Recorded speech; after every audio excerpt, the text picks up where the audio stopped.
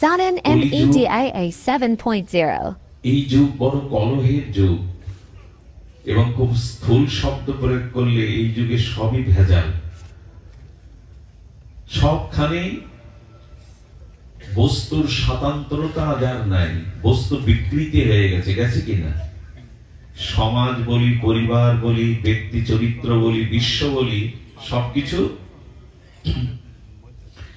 সবকিছুতেই এখন একটা মেকি নকল এই ভাবই এসে গেছে। এই জন্য গুরুতত্ত্ব গ্রহণের পূর্বে খুব বেশি হিসাব করা উচিত। শ্রীগুরুর যে লক্ষণ শাস্ত্রে বর্ণনা করেছে সেই লক্ষণ অনুযায়ী আপনাকে গুরুকরণ করা উচিত। কারণ বর্তমান কলিযুগ বড়, আরে কলিযুগের কি কথা বলবো, স্বয়ং ভগবান অখণ্ড পরতত্ত্ব শ্রীকৃষ্ণ যখন দ্বারকায় লীলা বিলাস করছেন, শুনুন সেই ঘটনা। ভগবান প্রকট থাকাকালীন এই ঘটছে, তাহলে এখন কি হবে? তো স্বয়ং ভগবানকে একদিন বলদেব বলছেন, কানাই কাল পরশু ব্রজে ফিরব বলে কথা দিয়ে এলে, আশা জাগিয়ে এলে, কত বছর হয়ে গেল ব্রজে গেলে না, চলো না একটু ব্রজ দর্শনের ইচ্ছা জেগেছে, অভিলাষ জেগেছে। ভগবান না যাওয়ার কিছু কারণ আচার্যগণ নিরূপণ করেছেন, কিন্তু বলদেবকে বললেন, দাও দাদা, আপনি ব্রজে যান, ব্রজবাসীকে আনন্দ দিয়ে আসুন, আমার এখন ব্রজে যাওয়া সম্ভব নয়। চৈত্র এবং বৈশাখ এই দুটো মাসে বলদেব এসেছিলেন বৃন্দাবনে এবং ব্রজবাসীদের তিনি আনন্দে, প্রেমানন্দে কিছুটা দান করেছিলেন, প্রেম আনন্দে ভাসিয়েছিলেন।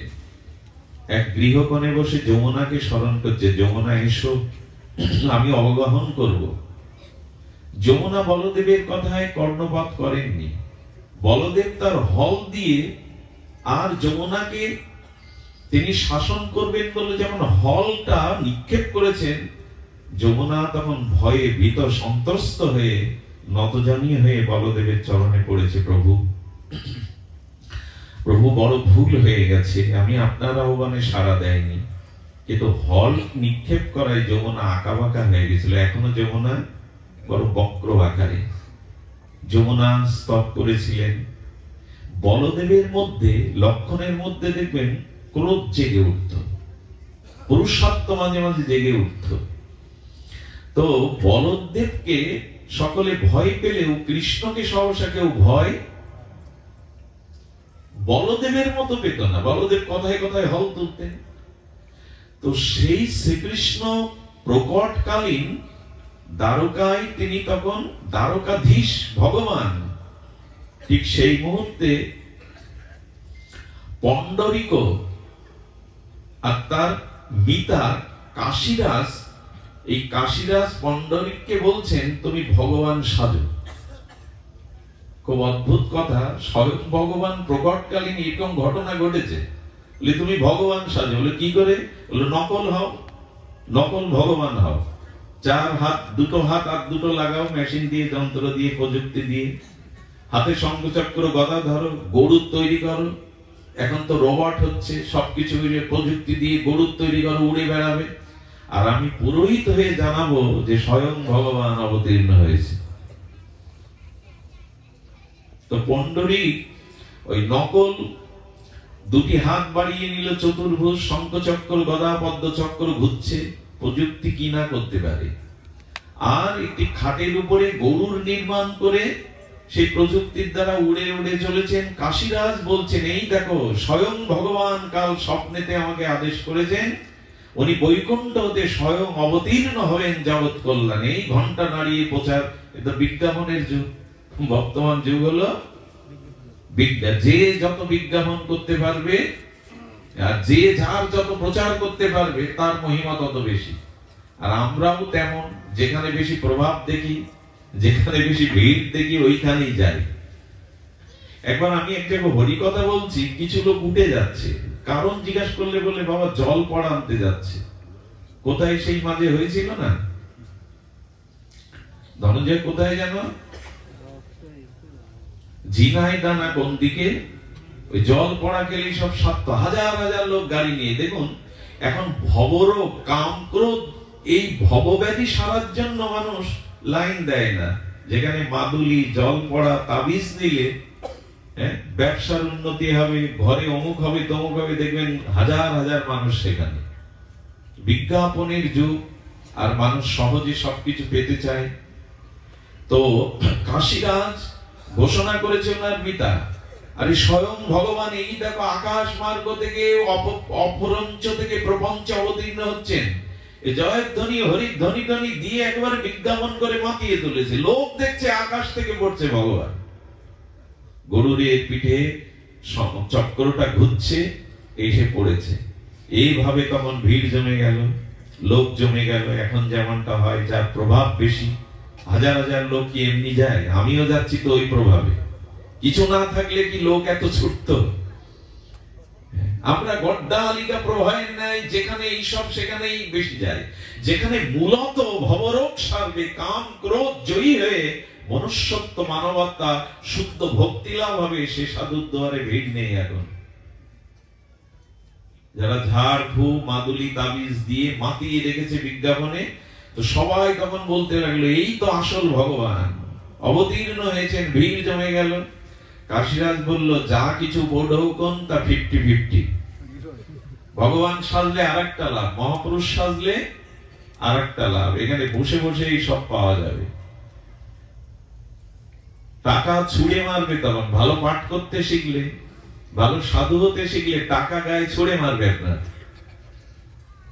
নিয়েও পারবেন না, ছাপিয়ে পড়ে যাবে। তো বসে থেকেই বলেন 50-50।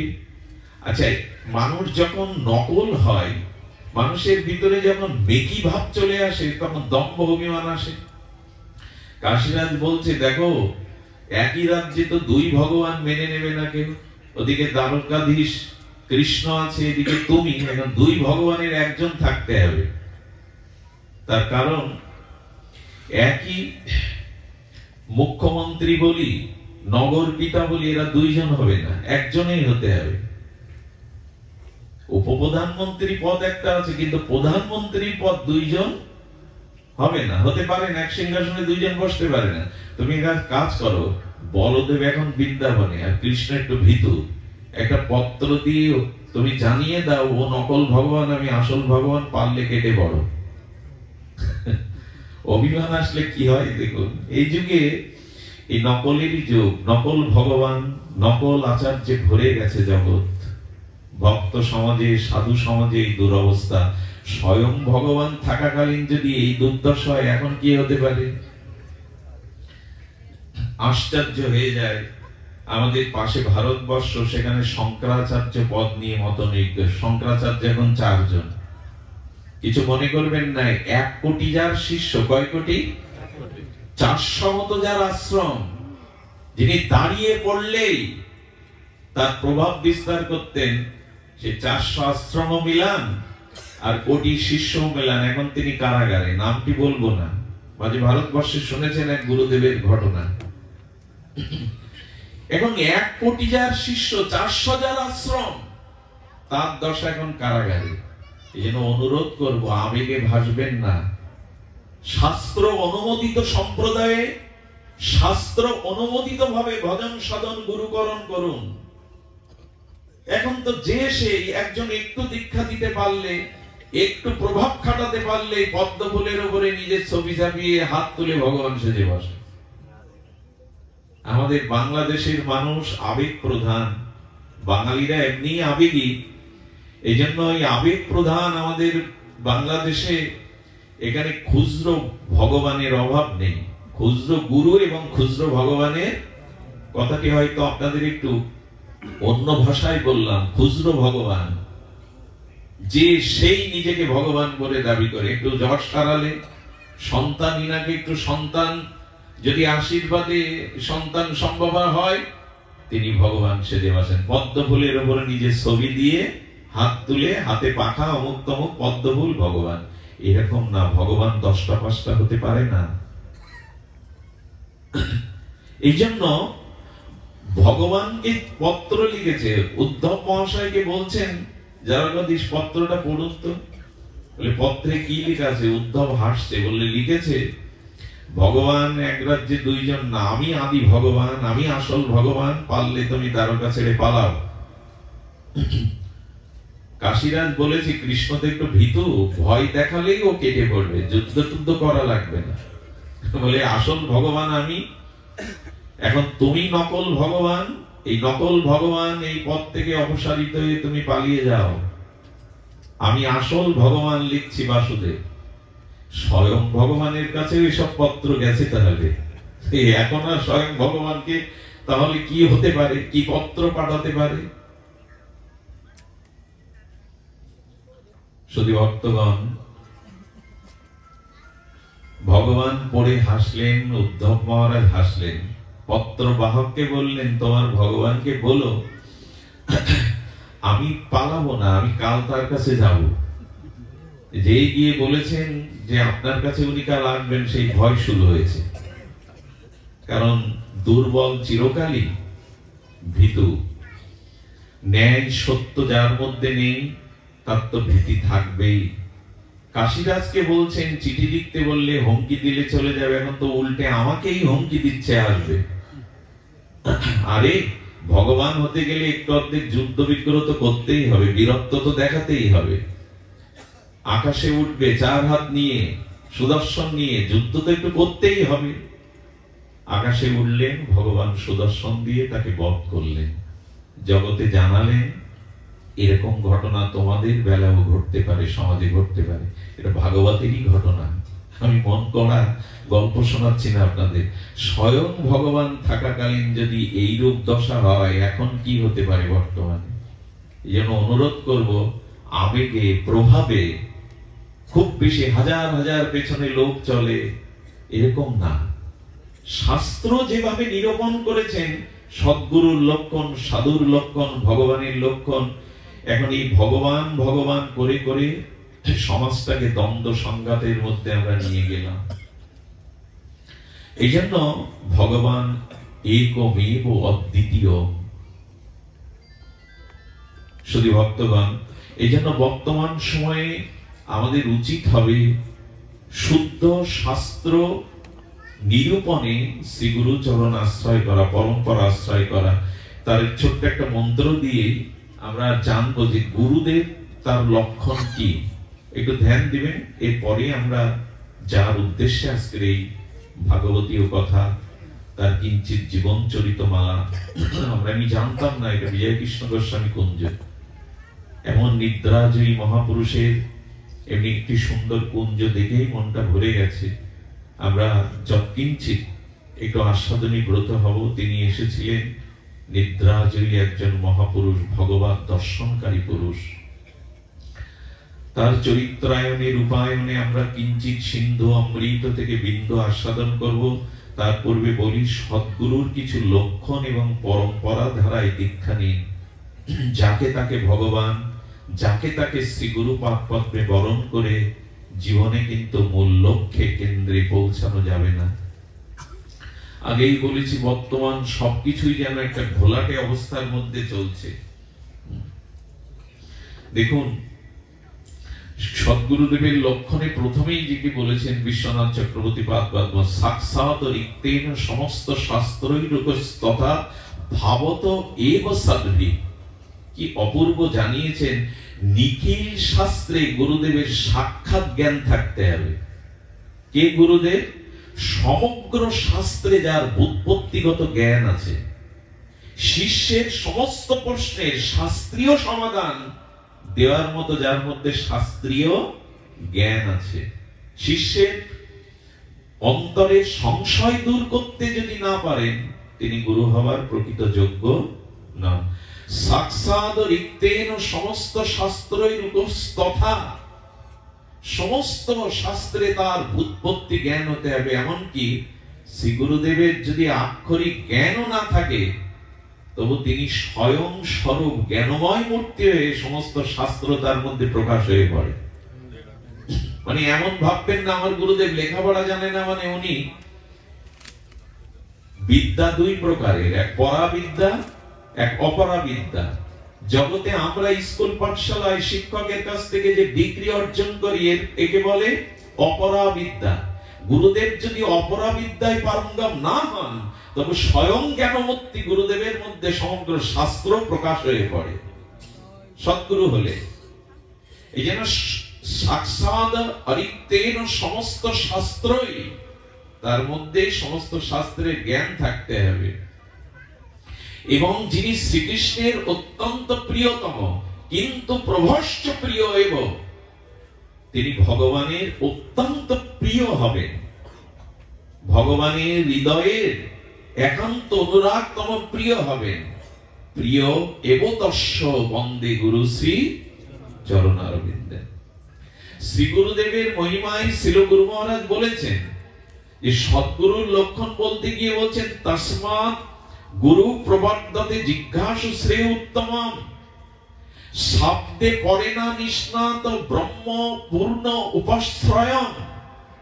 আচ্ছা, কেউ সমস্ত শাস্ত্র জানে, পাণ্ডিত্য আছে, প্রশ্ন করলেই তার উত্তর দিতে পারে, এটাই কিন্তু গুরুদেবের শুধু লক্ষণ না। কারণ আমার মতো অনেক দুষ্টবুদ্ধি মানুষ, তারা বিদ্যা শক্তির দ্বারা, তাদের ব্রেন স্মৃতি শক্তির দ্বারা সমস্ত শাস্ত্র অনর্গল বলতে পারে, তাতে কি সে গুরু হবে, পণ্ডিত হবে? বোঝা যায় কথা বাবা?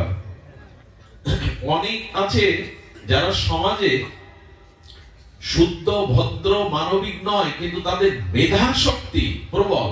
তো মেধা শক্তি দিয়ে যদি সমস্ত শাস্ত্র আপনি মুখস্থ করে বলতে পারেন, তাতে আপনি গুরুদেব নন। এই জন্য পরে বলে শব্দে পরে না নিষ্ণাতং ব্রহ্ম পুনঃ উপাশ্রয়ম, অর্থাৎ তার মধ্যে পূর্ণ ব্রহ্মের স্বয়ং ভগবানের উপাশ্রয় থাকতে হবে। তিনি শ্রী ভগবানের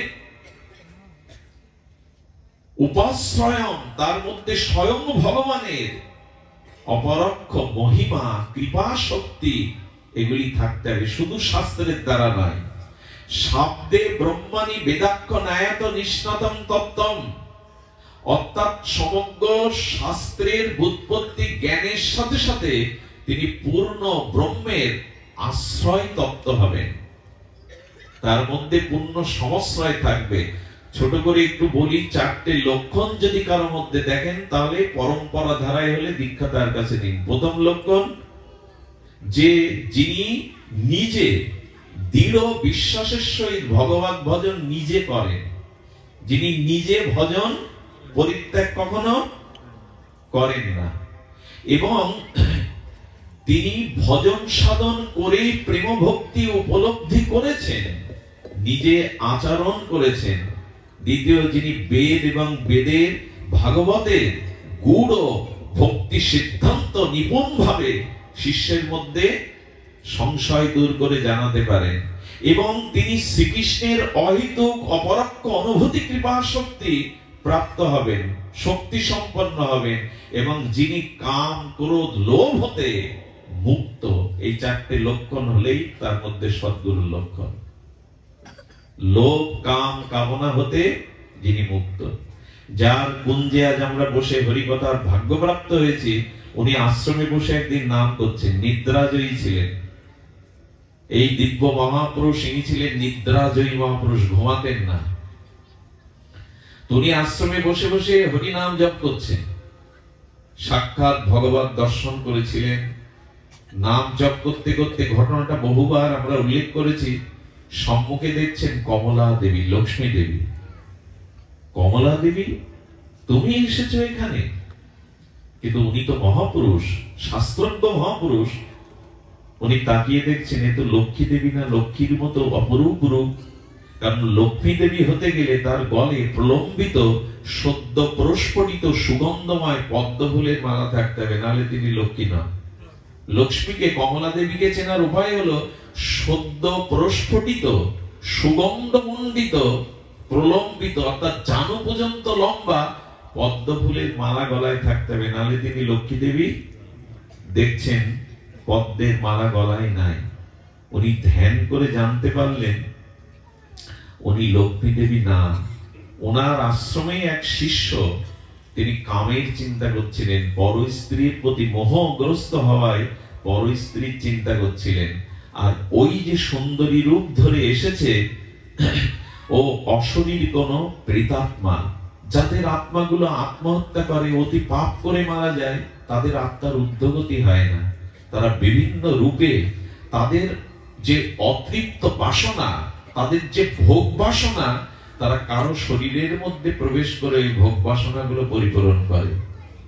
একটু কথা বলি, ভগবত চিন্তন না করলে কিন্তু ক্ষতি হবে।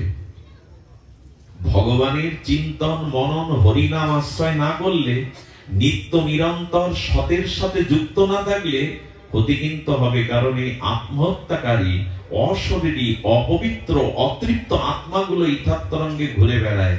ওরা কোথায় ঢুকতে চায় জানেন? যে ভগবত চিন্তা, সৎচিন্তা ভুলে কামনা বাসনা কুচিন্তায় রত, সর্বদা ভোগে রত, তারা নিঃশ্বাসের মধ্যে, লোমের মধ্যে দিয়ে তার শরীরে প্রবেশ করে তার অভিষ্ট ভোগ বাসনা আপনার দ্বারা করিয়ে নেয়। মানুষ মাঝে মাঝে এমন কাজ করে বসে, কিছুক্ষণ পর শান্ত হলেই বিবেকের কাছে প্রশ্ন করে, আমার দ্বারা এই কাজ হলো কি করে? আপনার দ্বারা হয়নি। ওই অসৎ চিন্তার ফল এটি, কুচিন্তার ফল এটি।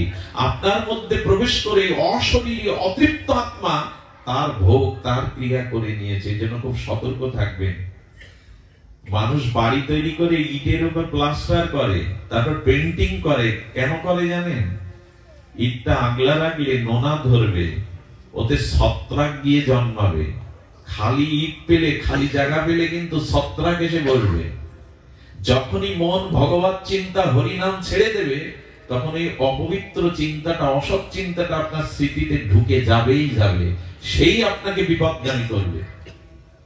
ওই যে কামের চিন্তা করছে, ও এসেছে ওর শরীরে ঢুকবে বলে, ভেতরে ঢুকতে পারছে না। কেন জানেন? বিজয় কৃষ্ণ গোস্বামী পাদপদ্মের মতো মহাপুরুষ হরিনাম করছে বসে বসে, তার সামনে দিয়ে যাওয়ার ক্ষমতা ওর নাই। কিছুক্ষণ পর চলে গেল। এরকম মহাপুরুষ ছিলেন উনি। কিছুক্ষণ পর বিদায় নিল। এই জন্য ভগবত চিন্তা কিন্তু আমাদের করতেই হবে। ক্ষতি হয়ে যাবে, হানি হয়ে যাবে, মহতি বিনষ্ট হয়ে যাবে। এই জন্য তস্মাৎ সর্বেষু কালেষু মামনুষ্যর যুদ্ধ চ। গীতাতে ভগবান বললেন, সর্বদা আমাকে স্মরণ করো। তস্মাৎ সর্বেষু কালেষু মামনুষ্যর, আমাকে স্মরণ করো। সতত কীর্তন্ত মাং, গীতার এই মহাবাণী, সর্বদা আমার চিন্তা করো। আমার নামের চিন্তা, আমার রূপের, আমার লীলা, আমার ধামের, যে কোনো ভাবে আমার সাথে যুক্ত থাকো। নাহলে কিন্তু ওই অসৎ চিন্তার দ্বারা ওই পথ দিয়ে তোমার ভিতরে ধ্বংস নেমে আসবে। একটা মুহূর্তের, অশুভ মুহূর্তের একটা কুচিন্তায় আপনার জীবন শেষ করে দিতে পারে। একটা অসতর্কতম মুহূর্তে আপনার ভিতরে ক্ষণিকের আবেগ, ক্ষণিকের কুচিন্তা আপনার পুরো জীবনটাই নষ্ট করে দিতে পারে। সাবধান আর আমরা হয়েছি, সাবধান আর আমাদের হয়েছে। এই জন্য গুরুচরণ আশ্রয় না করলে, যদি শ্রীগুরু পাদপদ্মে আমাদের যথাযথ নিষ্ঠা, রুচি না থাকে, তাহলে কিন্তু পার পাবো না। এক শিষ্য 6 মাস ধরে জঙ্গলে তপস্যা করেছে। শুনুন গুরুদেবের কি মহিমা। 6 মাস ধরে যখন তপস্যা করেছে, এই সমাজ তপস্যার করার পরে এই সমস্ত গায়ে মাটি টাটি জমে গেছে, লতা পাতা এসে ঘিরে ধরেছে, হাড়গুলো কেবল আছে। উনি উপলব্ধি করলেন আমার মধ্যে কাম নাই। কি উপলব্ধি করলেন? কাম সাধনার দ্বারা জয় হয়। শ্রীগুরু পাদপদ্মে প্রণাম করে বলছেন, আপনার আশীর্বাদে সাধনায় আমি কাম জয় করেছি। গুরুদেব হাসছেন, বলেন, কাম জয় নিজের সাধনার বলে হয় না। দেবতা মনি ঋষিরাও স্খলিত হয়ে পড়ে।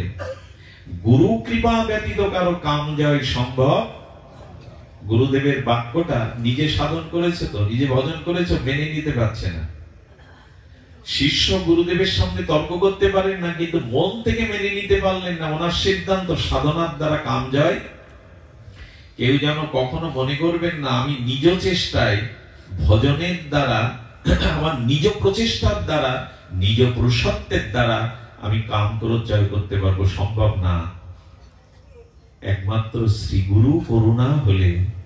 আর গুরু বলতেই সাধু গুরু বৈষ্ণব তিনে এক। সাধু গুরু বৈষ্ণব, এদের কৃপা ব্যতীত কাম জয় হবে না।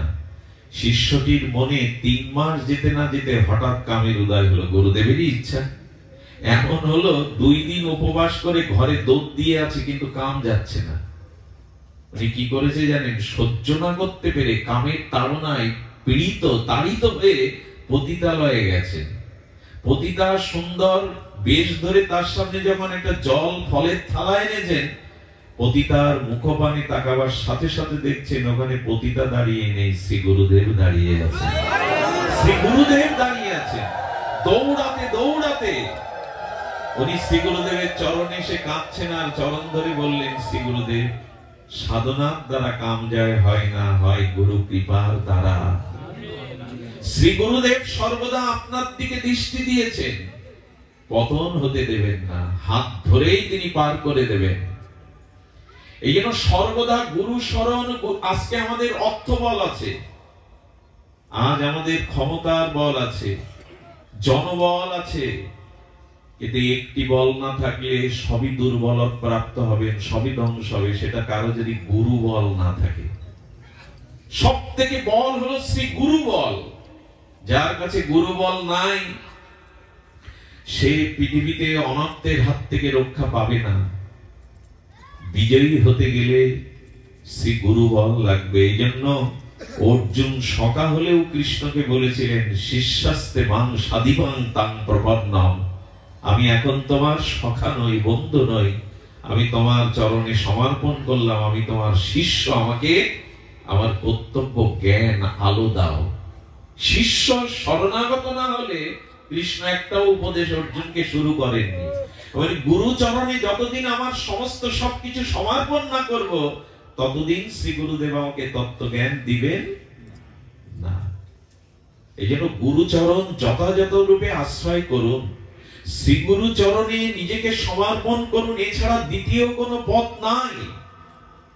শ্রী গুরু হাত ধরে অনর্থের হাত থেকে আমাকে রক্ষা করবেন, সর্বদা তাই করেছেন তিনি।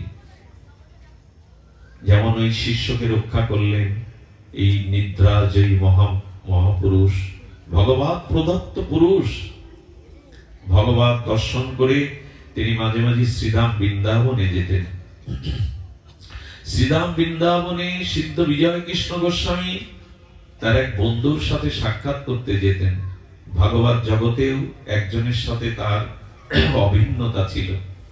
তিনি গিয়ে দেখছেন বন্ধুটি মাথা পাড়লো, মানে মাটিতে শোয়ালো, ওই দেহ থেকে একটা বালিকা বেরিয়ে চলে গেল। বিজয় কৃষ্ণ গোস্বামী ধ্যানের দ্বারা জানতে পারলেন ইনি মঞ্জুরি স্বরূপের আরাধনা করেছেন সারা জীবন। ওই যে সখী মঞ্জুরি, ওই সাধনা, ওই মনশ্চরণে মনচিন্তনে নিত্য নিরন্তর তিনি নিত্য লীলার সেই রাধারানীর কিঙ্করী মঞ্জুরি ভাব সাধনা করে গেছেন। তাই এই খোলসটা সাপের মতো ছাড়লো, আর রাধারানীর কিঙ্করী রূপটা ওই দেহ প্রাপ্ত হয়ে নিত্য লীলাতে চলে গেল। রাধারানী নিত্য লীলাতে চলে গেল। বিজয় কৃষ্ণ গোস্বামীর সাথে বৃন্দাবনের একটা গতাগতি ছিল, গতাগতি ছিলেন। কত আতুর পীড়িত অন্ধ স্খলিত পতিত জীবকে তিনি আলো দেখিয়েছেন। এই মহাপুরুষের দিব্য জীবনের যে আলোর বিচ্ছরণ, তাতে আমাদের মতো তাপিত পীড়িত স্খলিত কত মানুষ ভক্তি প্রেম লাভ করে প্রগতির পথে গেছেন। এনারা ছিলেন এই জগতে চিহ্নিত ভগবানের মুক্ত পুরুষ, মহাপুরুষ। জগৎ কল্যাণের জন্য ওনারা নেমে এসেছিলেন। আজ আমরা যথাযথ সম্মান শ্রদ্ধা তাদের জীবন তাদের লীলা অনুসরণ করি না। দেখুন, ভক্ত চরিত্র যতদিন না শুনবেন, শ্রী ভগবানের শুদ্ধ মহামানবদের দিব্য চরিত্রের আলোকে যতদিন নিজেকে না জাগাবেন, ততদিন প্রেম ভক্তি পথ আমরা পাবো না। ভক্ত চরিত্র শুনতে হবে, ভক্ত মহিমা আমাদের জানতে হবে, তবেই আমরা সঠিক নির্দেশনা পেয়ে নিজেকে মুক্ত করতে পারবো। মহাপুরুষের কৃপা ছাড়া, মহতের কৃপা ছাড়া কোনো কিছুই সম্ভব নয়। ললিতপুর বলে ভারতবর্ষে একটি জায়গা আছে, খুব ধ্যান দিন, কথাটি খুব মার্মিক কথা। এই ললিতপুরে তখন খন্ড খন্ড রাজ্য। সেই ললিতপুরের মহারাজা একটি খণ্ড প্রদেশের খণ্ড দেশের রাজ্যের রাজা তিনি। কয়েকজন রানীর মধ্যে ললিতা অপরূপ সুন্দরী, যৌবনাবতী। রাজা প্রায় ললিতা রূপে গুণে মোহে মোহিত হয়ে তার কাছেই পড়ে থাকে, তার কাছেই প্রায় পড়ে থাকে। ললিতার প্রতি রাজার যে মোহ, ললিতাও রাজার এই প্রীতি ভালোবাসা মোহে উজাড় করে দিয়েছে রাজাকে। এ তো বিধি বাম। এই ললিতার শরীরে তৎকালীন সময়ে গলিত কুষ্ঠ দেখা দিল। মনে হয় 60-70 বছর আগে কুষ্ঠের ভালো চিকিৎসা ছিল না। এই ঘটনা 600 বছর আগে। সেখানে কি করে থাকবে? যেই কুষ্ঠ হলো, পুজ রক্ত ঘা হয়ে গেল, রাজা আর ললিতার দুয়ারে আসে না। ডেকে ডেকেও দুটো অন্য দাসীরা আর তখন দিতে শোয়া ছিল। কুষ্ঠকে দেখলেই তো মানুষ তখন অন্য পথ দিয়ে চলে যেত। ললিতা বসে বসে ভাবছে, আমি তো সেই ললিতা, আমি তো সেই মহারানী, কিন্তু এখন কেউ আমার দাসীও আমার কাছে। তবে কি রূপটাই যৌবনটাই সব? মানুষের ব্যাধি আসার দরকার আছে, দুঃখ অপমান আসারও দরকার আছে, নাহলে ভগবান জগতে এটা দিতেন না। দুঃখ না এলে, ব্যাধি না এলে, কলঙ্ক না এলে, অপমান না এলে মানুষ সংশোধন উপদেশে এই যুগে হবে না। এ দুষে যতই ভালো ভালো উপদেশ দেন, উপদেশে যুগের মানুষের বিবেক বিচার খুব বেশি জাগবে না। যদি সে কলঙ্ক পায়, অপমানিত হয়, রোগগ্রস্ত হয়, ধন শূন্য হয়, ঐশ্বর্য শূন্য হয়, তখন তার বিবেক জাগবে। এই যুগের মানুষের উপদেশে খুব বেশি চেতনা জাগে না। এই জন্য গোবিন্দ এগুলোকেও নিতে বলেছেন। মান যেমন নেবে, অপমানটাও নাও। প্রশংসা যেমন নেবে, কলঙ্কটাও নিয়ে। কলঙ্ক খুব দ্রুত মানুষকে সংশোধন করে দিতে পারে। তো এই জন্য ললিতা ভাবছে দেহের সৌন্দর্য নাই বলে রাজাও ফিরে তাকায় না, রানীর মর্যাদা কেউ দেয় না। রাজা কি করেছে জানেন? যাতে ছড়িয়ে না পড়ে, পাশে একটা ঘর নির্মাণ করে ওই ঘরের মধ্যে অবরুদ্ধ রেখেছে, দাস দাসী দিয়ে কিছু পাঠায়। ললিতা ভাবলো, যৌবনী আমরাও বুঝতে পারি না, আমরাও জানতে পারি না এই রূপ যৌবনটা আমাদের কাছে মানুষের প্রাপ্তি কি। এই সংসারে আপনাকে কেন মানুষ ভালোবাসার অভিনয় করে, আমার আমার করে, তুমি ছাড়া আমি বাঁচবো না কেন বলে জানেন? আপনার কাছ থেকে সে সুখ পায়, আপনার কাছ থেকে সুখ আদায় করে নেয়। যেদিন আর আপনি ওদের সুখের কারণ হতে পারবেন না, ওদের কোনো সুখের জিনিস আর আপনি দিতে পারবেন না, তখনই বুঝতে পারবেন এই সংসারে স্বার্থ ব্যতীত, আপনার কাছে সুখ আদায় করা ব্যতীত কেউ আপনাকে আন্তরিকভাবে ভালোবাসে না। এই সংসারটা নিয়মই, কারণ আত্মা ছাড়া কোনো বস্তু প্রিয় হতে পারে না। আত্মনস্তু তু কামায়া সর্বং প্রিয়ং ভবতি। খুব ধ্যান দিন কথাটা, অত্যন্ত অতিশয় মার্মিক কথা। আত্মাই হলো প্রিয়। আত্মা ছাড়া জগতে কোনো বস্তু ব্যক্তি সম্বন্ধ প্রিয় হতে পারে না। বস্তু ব্যক্তি সম্বন্ধ প্রিয় কেন? পিতা প্রিয় কেন? মা প্রিয় কেন? স্ত্রী প্রিয় কেন? সজ্জন বন্ধু কুটুম্ব প্রিয় কেন? ওর মধ্যে আত্মা আছে তাই প্রিয়। আত্মা শূন্য মরা দেহের সাথে কারো সম্পর্ক, প্রীতি, ভালোবাসা। সুন্দরী যুবতী যদি মারা যায়, তার স্বামীকে বলুন তো, মেডিসিন দিয়ে লাশ 200 বছর রাখা যায়, 1000 বছর রাখা যায়, ওকে রেখে দাও 10 দিন তোমার খাটে, তোমার ঘরে। হাত পা আছে, সবই আছে। কোন যুবক যদি কোন যুবতীকে মনে মনে কল্পনার আসনে বসায়, ওই যুবতী যদি মারা যায় স্ট্রোক হয়ে, তাকে কি বলবেন তো, ওর নখ থেকে চুল অবধি সব আছে, তুমি তোকে মনে মনে ভালোবাসতে কল্পনা করতে রাখো। রাখবে তো কোন যুবক যুবতীর দেহ ভয়ে পালাবে, ওর দিকে ফিরে তাকাবে না। অথচ শরীরের সমস্ত বস্তুই আছে।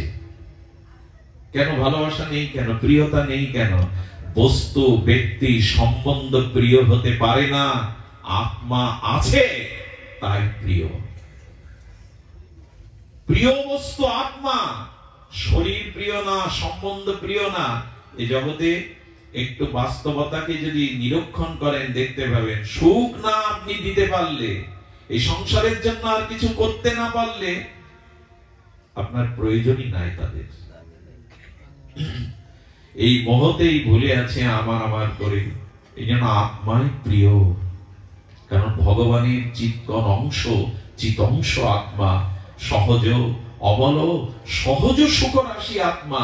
এই জন্য আত্মা আছে, তাই সম্বন্ধ, প্রীতি, ভালোবাসা সবই আছে। তো এই আত্মা প্রিয়। তো ললিতা চিন্তা করলো এই দেহ তাহলে প্রিয় নাই, রানী এই পদ প্রিয় নাই, শুধু যৌবনটা এই পোকা হয়ে গেছে, পুজ রক্ত হয়ে গেছে বলে মুখও দেখে না। আত্মহত্যা করার সিদ্ধান্ত নিলেন। কেন মহাপুরুষ, কেন গুরুদেবের, কেন সাধুর শরণ নিতে হয়? এদের ছাড়া জীবনে আত্মকল্যাণ সম্ভব নয়। মহতের কৃপা বিনা কোনো কার্যে ভক্তি নয়। আবার বলি, মহতের কৃপা বিনা কোনো কার্যে ভক্তি নয়। কৃষ্ণ ভক্তি রহুক দূরে, সংসার নহে ক্ষয়। আরে কৃষ্ণ ভক্তি তো দূরের কথা, সংসারের মোহমায়াও ক্ষয় হবে না যতদিন কোন মহতের কৃপা আপনার জীবনে না হবে। এখানে ভগবত কৃপার কথা বলা হয়নি, ভগবানের কৃপা না, সাধুগুরু বৈষ্ণব কোন মহতের কৃপা যদি হয়, তখনই আপনার জীবনে সংসার ক্ষয় হবে, মোহ নাশ হবে, তখনই আপনার জীবনে কল্যাণ আসবে, তাছাড়া আসবে না। ললিতা চিন্তা করলো আত্মহত্যাই করব, আত্মহনন করব। কে তার দেহটা বাইরে নিয়ে যাবে? উচ্চ প্রাচীর, রাজপ্রাসাদ। একজন কাজের লোককে ডেকে সোনার হার খুলে দিল গলা থেকে, এটা তুমি নাও, রাত্রে আমাকে পার করে দাও, মই দিয়ে পাঁচিলটা পার করে দাও। ললিতাপুর এখনো ভারতবর্ষে ওনার নাম করে, ওই গ্রামটার নাম ললিতপুর। উনি পাঁচিলের ওপাশে গেলেন, কখনো একটু হেঁটে, কখনো গড়িয়ে। ওখানে একটা বিশাল কুয়ো ছিল, বহু মানুষ এর আগে ওখানে মরেছে। কুয়োতে যখন ঝাঁপ দিতে যাবে, ওই কুয়োর পাশে ছিল নৃসিংহদেবের মন্দির। ওখানে বসে একজন ভক্ত, একজন তপস্বী সাধক বহুদিন ধরে ভজন করছেন নৃসিংহদেবের। চোখ বন্ধ করেই বলছেন, মরলে কি, শরীর ছাড়লেই কি সমস্যার সমাধান হয়? যেই বলেছে থমকে দেয়। আমি মরতে এসেছি, কে জানলো? কাউকে তো আমি বলিনি।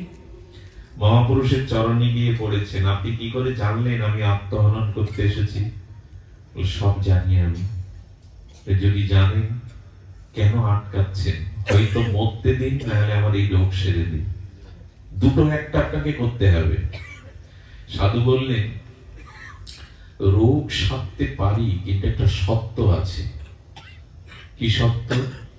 এই দেহটা পুনরায় যখন তুমি পাবে, তখন এই দেহটা শ্রী ভগবানকে ব্যতীত এই দেহের ভাগ, এই দেহের যতদিন বর্তমান আছে সময়, দেহ অন্য কাউকে আর দিতে পারবে না। তুমি এর থেকে যৌবনাবতী হবে, এর থেকে রূপের জৌলুস বাড়বে, কিন্তু এই দেহ মন শ্রী ভগবানকে ছাড়া আর কাউকে দিতে পারবে না। এই সত্যে যদি বলো, সবাই তো আমাকে পরিত্যাগই করেছে, আর কাকে দেবে? জগৎকে আমার চেনা হয়ে গেছে, জগৎকে আমি ভালো করে বুঝেছি। কৃপা করে যদি একবার এই সুযোগ দেন, জীবন ও যৌবন সর্বস্ব আমি ভগবানের চরণে সমর্পণ করব। একবার সুযোগ দিন, আমি সমর্পণ করব। শুধু ভক্তগণ, উনি বললেন, কুয়োতে ঝাঁপ দিয়ে না, কুয়োর জল তুলে স্নান করো, নৃসিংহদেব কৃপা করে তোমার রোগ নিরাময় করবেন। রোগ নিরাময় হলো। এটা গল্প শোনাচ্ছি না আপনাদের, জৌলুসও বাড়লো, যৌবনাবতী হয়ে উঠলো আগের থেকে। কিন্তু ঘরে গিয়ে ভেতরে হাক লাগিয়ে একজন দাসী রেখে ওর মধ্যে স্নান পান যেটুকু করেন। রাজা শুনেছে রানী নিরাময় হয়েছে। আমি বহু চেষ্টা করেও কবিরাজ ঔষধে পারিনি, কোন অলৌকিক কৃপায় হয়েছে।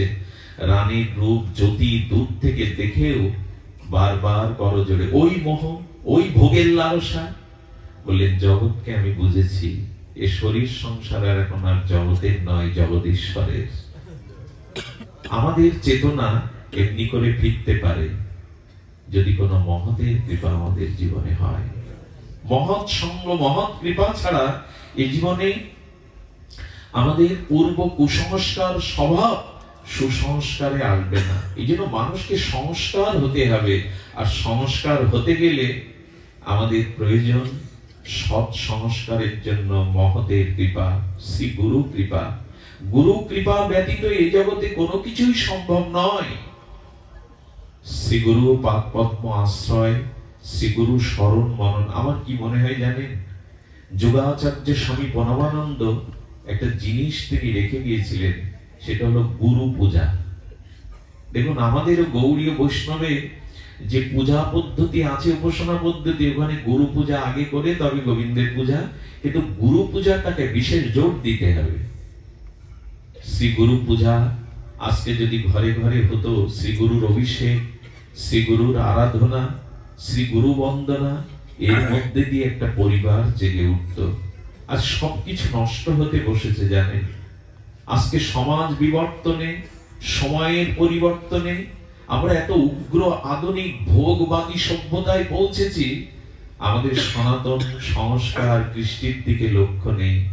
যে গৃহে প্রভাতে মঙ্গল আরতি হয়, যে গৃহে সন্ধ্যায় ভগবানের দিব্য আরতি হয়, যেখানে শ্রী ভগবানের গীতাদি শাস্ত্র অনুশীলন পঠন পাঠন হয়, যেখানে সাধুগুরু বৈষ্ণবের চরণ ধুলিতে স্নাত হয়, সেখানে অভিশাপ আসতে পারে না। সে বাতাবরণ, সে পরিবেশ কিছু ভিন্ন, কিন্তু এইগুলি হয় কি গৃহে? সব থেকে বড় কথা অর্জুন বলেছিলেন, অধর্ম বিভবাৎ কৃষ্ণ দুষ্টাশুকুল স্ত্রীয়। খুব মন দিয়ে শুনুন কথাটি।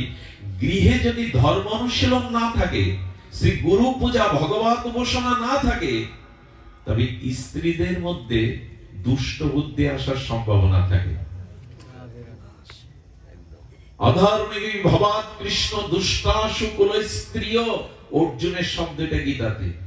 যে পরিবারে পুরুষরা আদর্শমুখী নয়, ধর্মমুখী নয়, সেই স্ত্রীর, সেই ঘরের সহধর্মিনী স্ত্রী বা রমণীগণ প্রায়শ দুষ্ট স্বভাবের হয়ে যায়। ভজন নেই, উপাসনা নেই তো কি? আগে যায় কাজকর্ম থাকতো, সুস্থ থাকতো। সেই মা ঠাকুরমাদের আমলের ভোর থেকে উঠে, এখন তো রিমোটের যুগ, পরিশ্রম এখন এত রোগ ব্যাধির কারণ হলো মানুষ সব রিমোটে করে বসে। কাজের লোক, মোছার লোক, রান্নার লোক সব আলাদা। বসে বসে খেলে হবে কি? রোগী তো হবে। মা ঠাকুরমারা সে গোবরের প্রলেপ দিত, আজকে এগুলি নেই। গোবরের প্রলেপ দিত, ওই গোবরের মধ্যে এমন একটি জীবাণুনাশক ক্ষমতা আছে, ওখানে কোনো জীবাণু আসতে পারে না। আজও কোনো মাঙ্গলিক কর্মে যেখানে যজ্ঞ হবে, হোম হবে, ওখানে গোময় লেপন করতে হয়, কারণ পরিবেশটা জীবাণুমুক্ত হয়। মাটি দিয়ে, পেলেট দিয়ে ঢেকে দিতে পারলেই আমরা খুশি। আচ্ছা, মাটির ঘরে পড়ে কারো মাজা ভেঙেছে এরকম শুনেছেন? এখন তো বাথরুমে পড়েই মানুষ মারা যায়। এত প্লেট বসানো, ওইখানে পড়েই প্রায় শুনবেন বাথরুমে পড়ে গিয়ে। তার মানে কি এগুলো বসাতে নিষেধ করছি না, কিন্তু এত উগ্র হওয়া ঠিক নয়, এত ভোগবাদে থাকা উচিত নয়। অতি ভোগ কিন্তু আমাদের কালচারটাকে নষ্ট করতে বসেছে। আজকে এই জন্য ভোরবেলা যদি মায়েরা উঠে একটু মঙ্গল আরতি দেয়, ওই ঘুমান্ত স্বামী সন্তানের কানে যদি ভগবানের দিব্য প্রভাতী ভৈরবীর আগে ওই হরিনাম যায়, তাদের দিনটায়, তাদের মনে মনে সারাদিন ওই সুরটা অনুরণন হবে। প্রভাতী সুরে কেউ যদি আমার গৌরকে জাগায়, রাই জাগো, এই যে প্রভাতী ভৈরবীর আগের হরিনাম, শুধু হরিনাম যদি কেউ করে, ওই সুরটা বাতাবরণে, ঘুমন্ত সন্তানের কানে বাতাবরণে গেলেই কল্যাণ হবে। সবকিছুই নষ্ট হতে বসেছে। শুধু ভক্তমণ্ডলী, সনাতন বৈদিক ঋষিরা যাদেরকে মা বলেছেন, তারা জগতের প্রভূত কল্যাণ সাধনে রত ছিল। যেমন গাভী মা, তুলসী মা, এরকম মা বলেছে না? গীতা মা। যেখানে মা শব্দটা ঋষিরা দিয়েছেন, মা তো প্রতিপালন করে। মার মতো সেবা কেউ জানে না। মা গড়তে জানে, মা প্রতিপালন করতে পারে, মা মেপে নিতে পারে। সেই মা গুলোকেই বাদ রেখেছি। তুলসী মার কাছে যাই, একটু পরিক্রমা করি, প্রতিদিন একটু জল দিয়ে তুলসীকে প্রণাম করি। কটা হিন্দু আজ সকাল সন্ধ্যা তুলসীকে পরিক্রমা করে, একটু জল সিঞ্চন করে প্রণাম করে। আরে একটা করে প্রসাদী তুলসী পাতা প্রতিদিন খেলে 60% ক্যান্সারের ঝুঁকি কম থাকে। খাওয়াই আমরা তুলসীর গায়ের বাতাস লাগলে, ও মা ও ভক্তি দাত্রী, কজন মানুষ যায়। গীতার একটা শ্লোক পাঠ করতে 2 মিনিট লাগে, সে সময় মানুষের হাতে নেই, কিন্তু খবরের কাগজ পড়ার সময় আধা ঘন্টা ধরে ধরে আছে। সব কিছু নষ্ট করতে বসেছে আমরা। শান্তি নেই কেন? বাড়ি গাড়ি টাকার অভাব নেই, শান্তির অভাব। আমরা পুরাতন বৈদিক কৃষ্টিটাকেই ধ্বংস করে ফেলেছি। গাভী মা, পৃথিবী আজ মরুভূমি হয়ে যাচ্ছে, উর্বরতা কমে যাচ্ছে। এক সময় আমাদের এই উপমহাদেশে হব্য কব্য কৃষি সমস্ত কাজের কারণ ছিল গাভী। কৃষি কিসে পালন হতো? কৃষি হাল চাষ গাভী দিয়ে। ওদের গোময় মানে ওদের গোবর আর ওদের ওই যে মূত্র, ওগুলো ধরিত্রীতে পড়ে পড়ে ধরিত্রী উর্বর হতো। আরে এখন তো বিজ্ঞানীরা গোময় গোমূত্র দিয়ে 100টা রোগের চিকিৎসা শুরু করেছে। খাঁটি গাভীর দুগ্ধ অমৃত। কিন্তু কি হয়েছে জানেন? ওই যে সবকিছু একটা মেকি নকল হচ্ছে। এই যে ক্রস বা সংকর ঘটিয়ে যে জার্সি গরু আনা হয়েছে না, এই জার্সি গরুর দুধ সন্তানকে খাওয়ালে কোনো না কোনো দিন সে কোনো মারাত্মক ব্যাধিতে আক্রান্ত হবেই হবে। এবং শুনে রাখুন, মহিষের দুগ্ধ দিয়ে ভগবানের অভিষেক চরণামৃত কোনো পূজা কার্য বৈদিক সনাতনে হয় না। কারণ মহিষের দুধ যতই উৎকৃষ্ট হোক, সার হোক, মহিষ হলো রজগুণ বা ক্রোধের প্রতীক। গাভীর দুধ লাগবে যদি বলেন বিল্বমঙ্গল এইসব কথা রেখে দাও, এখন খাঁটি গাভীর দুধ কোথায় পাবো? ওই দিয়ে সারতে হবে, হবে না পূজা। তবে বিদেশি জার্সি গরুর সাথে সাথে যদি ওই না পান, খাঁটি দেশি গাভীর দুগ্ধটা 2 ফোঁটা ওর মধ্যে দিয়ে তবে পূজা সারতে হবে, অভিষেক করতে হবে, নাহলে ওটা গ্রহণীয় হবে না। সব কিছুই একটা মেকি করতে বসেছে। আর তাতে ক্ষতি হয়েছে কি জানেন? অর্জুন বলেছেন, ভগবান গৃহে যদি ধর্ম অনুশীলন না থাকে, গারস্থ আশ্রমে যদি ভগবানের উপাসনা না থাকে, ত্যাগ ব্রত উপাসনা না থাকে, তবে দুষ্টাসু কুল স্ত্রী ও কুল স্ত্রীগণ ভোগমুখী হয়ে যাবে, অলস হয়ে যাবে, অপসংস্কৃতিতে জড়িয়ে যাবে। আর তাতে কি হবে? তাতে বর্ণ সংকর রূপ সন্তানের জন্ম হবে, যাদের দ্বারা পূর্বপুরুষ উদ্ধার পিণ্ড পাবেই না, এবং যাদের দ্বারা এই বংশ 21 কুল নিম্নগামী হবে। মায়ের মধ্যে যদি তপস্যা না থাকে, শুদ্ধতা না থাকে, সাধন ভজন না থাকে, স্বামীর প্রতি অচলা ভক্তি না থাকে, লিখে দিয়েছে শাস্ত্র, ওই গর্ভের সন্তান কখনো আদর্শ চরিত্রবান সুসন্তান হবে না। এবং ওই বর্ণ সংকার জাত যে সন্তান, তাদের দ্বারা 21 কুল নরকগামী হবে। তর্পণ পিণ্ড ক্রিয়া ওটা পৌঁছাবে না। অর্জুন সতর্ক করেছিলেন, আমরা শুনিনি। কামনা বাসনার দ্বারা, দেহ ভোগের দ্বারা যেসব সন্তান জগতে আসছে, তাদেরকে মানবিক মনুষ্যত্ববোধে আদর্শ চরিত্রবান করে গড়া তোলাটা এখন সব থেকে কঠিন। আমি কয়েক প্রবচনে বলেছি, এখন বিমান তৈরি করা, জেট বিমান, যুদ্ধ বিমান তৈরি করা সহজ, সমুদ্রের তলে সাবমেরিন তৈরি করাও সহজ, অ্যাটম বোমাও সহজ। পৃথিবীর সব থেকে কঠিন এখন সন্তানদেরকে আদর্শ চরিত্রবান করে গড়ে তোলা। এর থেকে কঠিন কাজ পৃথিবীতে এখন নাই। 1980 সাল থেকে এই 2025-এ পৃথিবীর সব থেকে ক্ষতি হয়ে গেছে এই সময়ে যারা জন্ম নিয়েছে এই প্রজন্ম। এরা বহুবিধ ডিগ্রি, শিক্ষা, প্রযুক্তি বুঝছে, কিন্তু মানবিক আদর্শিক চরিত্রবান ধর্মজ্ঞ মহাপুরুষ তৈরি হচ্ছে না। এর একটাই কারণ, সংসারে যদি ধর্ম অনুশীলন না থাকে, শ্রী ভগবানের উপাসনা না থাকে, কুল স্ত্রীগণ ভোগমুখী হয়ে যাবে, দুষ্টাসু দোষ বুদ্ধি আসবে। আর এই জাতীয় অভজনের মধ্যে, ভোগের মধ্যে যেসব সন্তান আসবে, তারা বর্ণ সংকর যুক্ত হয়ে আসবে, তাদের দ্বারা কোনো কল্যাণ। যে বংশে একজন শুদ্ধ চরিত্রবান আদর্শ ভক্ত জন্মায়, গোবিন্দ বলেছিলেন তার 21 কুলকে সে উদ্ধার করতে পারে। তৎ বিপরীতে যদি অধার্মিক চরিত্র স্খলিত কোন অধার্মিক সন্তান জন্মায়, তাহলে সে 21 কুলকে নরকে ডোবাবে, বংশটাকেই ধ্বংস করে দেবে। সতর্ক হন। টাকা রোজগার করা এখন কঠিন না, 3 তলা বাড়ি তৈরি করাও অনেকের পক্ষে সম্ভব, বাড়িতে 2-4টা গাড়িও রাখা সম্ভব, বছরে 6 বার বিদেশে যাওয়াও সহজ। কিন্তু সন্তান যদি মানুষ না করেন, ও সবগুলো একদিন আপনার জীবনে যন্ত্রণা এবং হাহাকারের কারণ হবে। কার জন্য টাকা, কার জন্য বাড়ি, কার জন্য বিষয় ঐশ্বর্য? যে রক্ষা করবে তাকে যদি উপযুক্ত না করতে পারেন, সব শেষ।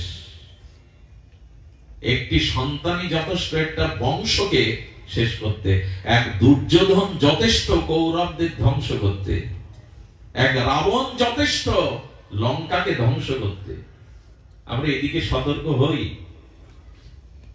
আজকে ছেলে মেয়েকে নিয়ে আমরা যাত্রা গানে যাই, সিনেমায় যাই, থিয়েটারে যাই, মেলা দেখতে যাই, ভাগবতে আনি না ছেলে মেয়েদেরকে। জামাই বাবু বাড়ি এসছে, শালিকাকে সাজিয়ে মার্কেট করতে পাঠাই, থিয়েটারে পাঠাই। বাবা মার হাত ধরে কোন সন্তানকে আমি কম আনতে দেখেছি ভাগবত আসরে, যেখানে মানুষের চেতনা জাগে, যেখানে মানুষ মনুষ্যত্বের পথ পায়, সেখানেই আমাদের যুবক যুবতীরা নাই। হবে কি? পরবর্তী প্রজন্মের কাছে, পরবর্তী সময়ের কাছে আবেদন করা হয়েছিল, বংশে একজনকে সাধু করার চেষ্টা করো, ডাক্তার মাস্টার ইঞ্জিনিয়ার বানাও, তাতে আপত্তি নেই, কিন্তু সৎ চরিত্র আদর্শবান ধার্মিক ভক্ত যদি বংশে একজনকে না করতে পারো, বাতি জ্বালাবারও কেউ থাকবে না, একদিন মঙ্গলের বাতি জ্বালাবার কেউ থাকবে না। দিনের প্রদীপ সূর্য, রাতের প্রদীপ চন্দ্র, আর বংশের প্রদীপ একজন সুসন্তান, ভক্ত সন্তান। সে আকুতি আমাদের আছে, সে প্রার্থনা আমাদের আছে। সন্তান কি করে পাওয়া যায় শোনো মা, সতীর গর্ভেই অতিনিষ্ঠ সতী সাধ্বী রমণীর গর্ভেই মহাপুরুষরা আসে। এই জন্য পুরুষ যদি ভগবান বা ইষ্টপানে ছোটে, আর নারী যদি স্বামী সতী সাধ্যিপনায় তার জীবনের ব্রত হয়, ওখানেই নেমে আসে সুন্দর সুন্দর। একটা ঘটনা বলি, খুব অপূর্ব লাগবে ঘটনাটা। কেন সতী মায়ের প্রয়োজন, কেন সতী নারীর আজ জগতে প্রয়োজন, শুনুন ঘটনাটি। আপনাদের মনে আছে, গঙ্গা দেবী একবার এই কলিহত জীবের সমস্ত পাপ ধুয়ে আসি আমরা গঙ্গায়, মা গঙ্গায় স্নান করে পাপ রেখে আসি, গঙ্গায় ভরে গেল সেই পাপের পূর্ণতা। মা গঙ্গা ওই পাপ নিজের গর্ভে রেখে যাওয়া ওই পাপকে স্খলনের জন্য গেলেন পার্বতী, লক্ষ্মী এবং সরস্বতীর নিকটে। 3 জনকে এক জায়গায় থেকে বলছেন, মা আমাদের জীব যে গঙ্গা স্থানে পাপ রেখে যায়, এই পাপ মুক্ত করো আমাকে। নারদের ইচ্ছা কিছু আলাদা, নারদ তো বাধায়, আর উনি যেটা বাধান সেটা আমাদের মঙ্গলের জন্য। গিয়েই বসেছে, হঠাৎ নারায়ণ নারায়ণ শব্দ, দিব্য মাধব নাম উচ্চারণ করে বলছেন, মা গঙ্গা, হে ভাগীরথী গঙ্গা, মা তুমি শোনো, তুমি এখানে কেন এসেছো? আরে জগতে একজন মহাসতী আছে, দেবী অনসূয়া, তার সাথে সাক্ষাৎ করলেই, তাকে দর্শন করলেই তুমি সমস্ত পাপ থেকে মুক্ত হবে, যা রেখে এসছে জীবগণ তোমাদের স্নান করে। আচ্ছা, কোন রমণীর সামনে আর এক কোন রমণীর প্রশংসা কোনদিন করতে যাবেন না। একটা বুদ্ধি আপনাদের জানাই, কোন নারী জাতির সামনে অন্য কোন নারীর প্রশংসা করবেন না, আপনার বিরাট ভজন হবেই। সে লক্ষ্মী দেবীর বেলাও তাই, পার্বতীর বেলাও তাই, সরস্বতীর বেলায়। নারদের প্রতি কিছুটা রেগে গেলেন, আমাদের থেকে সতী, আর তার পৃথিবীতে দেবী অনসূয়া যখন বললেন ওনার কাছে যাও, নারদ তো এরকমকে লীলাময়, লীলা করতে ভালোবাসেন, যাও ওখানে যাও। মা গঙ্গা প্রণাম করে নেমে এলো, কিন্তু ক্রোধ তো হলো, সরস্বতীও রেগে গেল, পার্বতীও রেগে গেল। তখন বলছেন, আমাদের থেকে সতীতাও পৃথিবীতে, এই উপাধি মেনে নিতে। বিশেষ করে নারীরা খুব প্রতিহিংসা পরায়ণ হয় অপর নারীর প্রতি, এটা সত্য, ঐতিহাসিকভাবে সত্য। ওরা মেনে নিতে পারল না। মেনে নিতে না পারলে দেবী অনসূয়ার ওখানে কি করেছেন, ওরা বুদ্ধি আসছে যে ওর সতীত্বের পরীক্ষা নেওয়া প্রয়োজন, ওর সতীত্বের পরীক্ষাটা নিতেই হবে। আর তারা কি করেছেন, ওইখানে অত্রি ঋষি, অনসূয়া দেবীর পতির নাম হলো অত্রি ঋষি, উনি সমাধি থেকে হঠাৎ বলছেন একটু জল দাও। আর ওইখানে কি করেছেন, পার্বতী, লক্ষ্মী, সরস্বতী ওখানে সমস্ত জল তত্ত্বকে সরিয়ে নিয়েছেন। দেখি স্বামী চাইলে, স্বামীর আদেশে সেবা না করতে পারলে পরীক্ষা কি করে, পরীক্ষার পরে পরীক্ষা, জল ওইখানে নাই। সঙ্গে সঙ্গে দেখছেন সরোবরে জল নাই, ঝর্ণার দিকে স্বামী জল চেয়েছে কিন্তু একবারও বলেনি যে ঘরে জল নাই। আমি একবার কোথায় পাঠ করতে গেছি, শুনুন, যারা প্রকৃত সতী নারী, ভজন পরায়ণ, সুশীলা রমণী, তাদের মহিমা দেখুন। আমি একবার কাপড় বৃষ্টিতে ভিজে গিয়ে বলছি, মা ধুতি আছে পরবার মতো, পাঠ করবো তো সব ভিজা। উনি খুব দরিদ্র, ভাঙা ঘর, কাপড় আছে কিনা আমার বিবেচনা করে বলা উচিত ছিল, কিন্তু বললেন আছে বাবা, দিচ্ছি। একটা কাপড় আনলেন সাদা, তবে মায়েদেরই, বৃদ্ধ মায়েরা যে সাদা কাপড়, একবারও বললেন না যে আমার ঘরে বস্ত্র বা ধুতি, সেটা করে। সেদিন তিনি যাওয়ার সময় কি করছেন জানেন, যাওয়ার সময় একটা ফল মাথায় করে এনে দিচ্ছেন। বললাম, মা ফলটা এভাবে কেন দিচ্ছ? বলে, যে পথে তুমি চলেছ, আমি আমার প্রিয় পরম জগদীশ্বরের কাছে প্রার্থনা করি তোমার এই পথে, প্রচারের পথে যেন তুমি প্রকৃত প্রেম লাভ করতে পারো, ফল লাভ করতে পারো, প্রেম রূপ ফল। ফলটা দিচ্ছেন ওই অনুভূতি প্রশংসা করে, তুমি যাতে জগতে প্রেম ফল লাভ করতে পারো, লক্ষ্যে পৌঁছাতে পারো। ছোট্ট ঘটনা, এগুলো সাধারণ, কিন্তু মানুষকে উদ্বুদ্ধ করে। স্বামী বলেছে জল নেই, এ শব্দ নেই, এগিয়ে চলেছেন জলের জন্য। আর গঙ্গা সেই সময় আসছিলেন দেবী অনসূয়ার সাক্ষাৎকারের জন্য। ওনার দর্শনে, ওনার স্পর্শনে আমার মলিনতা যাবে, জীবে রেখে আসা পাপ বিধৌত হবে। গঙ্গাকে দেখে গঙ্গা প্রণাম করেছে, মা তো জলের জন্য কোথায় যাচ্ছেন? বলে, কে তুমি? বলে, আমি গঙ্গা। মা তুমি এসেছো তো, মা আপনার হাতে কোমণ্ডল, বলে একটু জল চাই।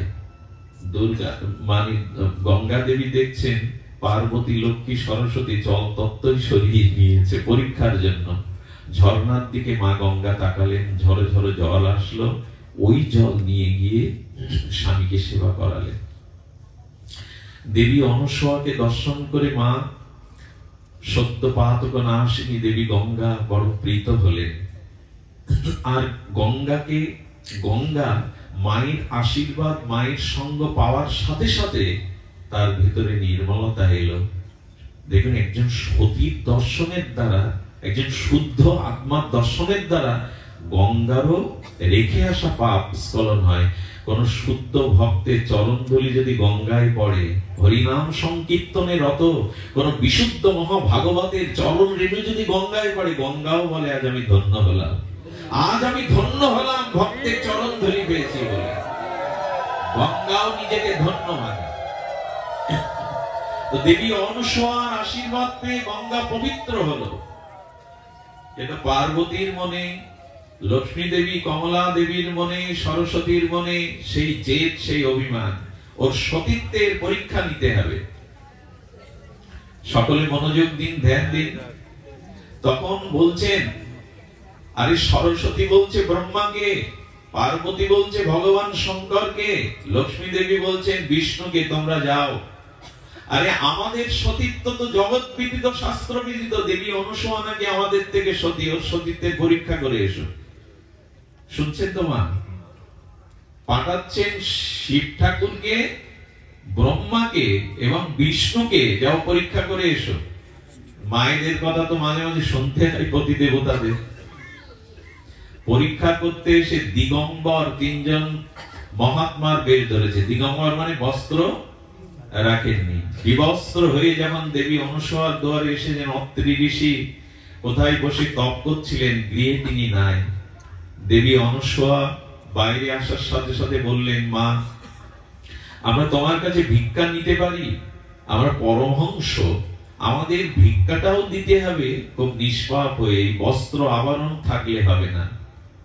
অনসূয়া মা দুয়ারে তিনজন এসেছে, ব্রহ্মা বিষ্ণু মহেশ্বর, তিন সাধু রূপে, কি করে ফেরাবেন? ঘরে গিয়ে স্বামীকে স্মরণ করছেন, জগৎপতিকে বলছেন, সত্যই যদি পতি প্রাণা হই আমি, তাহলে বিবস্ত্র হয়ে মা তার শিশুর কাছে যেতে পারে। দুগ্ধপোষ্য সদ্য ভূমিষ্ঠজাত শিশুর কাছে মায়ের বস্ত্র আবরণের প্রয়োজন হয় না নিজের সন্তানের কাছে। হে প্রভু, যদি আমি সৎ সুন্দর সতীত্বকে প্রতিসেবা করে থাকি, এই মুহূর্তে ওই তিনজন মহৎকে দুগ্ধপোষ্য শিশু তৈরি করে দাও। যেই বলা, ব্রহ্মা বিষ্ণু মহেশ্বর তিনজন ওয়া ওয়া করে কাঁদতে শুরু করেছে ভূমিষ্ঠ শিশুর মতো। মা কোলে নিয়ে বললেন, শিশুকে স্তনপান করানো মায়ের কর্তব্য, সেবা দেওয়া কর্তব্য। এইভাবে মা 3 মাস 3 ভগবানকে ওই বাচ্চা বানিয়ে, দুগ্ধপোষ্য শিশু বানিয়ে দোলাচ্ছে আর খেলাধুলো আনন্দে পান করছে। এদিকে 6 মাস যদি বৈকুণ্ঠে না যায় বিষ্ণু, তাই না, যদি কৈলাসে না যায়, ওদের মাথায় হাত উঠেছে নারদ। আরে প্রতিদেবতাকে পাঠালাম সতীত্বের পরীক্ষা নিতে, কোথায় তারা? বলে, মা এখন আর আমি কি বলবো, তোমরাই গিয়ে দেখে এসো। এসে তাকে দোলনায় দোল খাচ্ছে ব্রহ্মা বিষ্ণু মহেশ। চিন্তা করতে পারেন একজন সতীর মহিমা কি? ভগবান বলেছিলেন, যেখানে একজন সতী দাঁড়িয়ে থাকবে, ওইখানের মাটি ধ্বংস করার ক্ষমতা আমি ভগবান, আমারও নেই। মীরা যখন রাজস্থানের বেত্তা থেকে চলে গিয়েছিল, ওখানে অনাবৃষ্টি ফসলানি হয়েছিল। যে গ্রামে, যে পরিবারে একজন শুদ্ধ সতী বা ভক্তের বাস আছে, ওই অঞ্চলটাই মঙ্গলময় হয়ে ওঠে, শস্য শ্যামলা হয়ে ওঠে ধরিত্রী।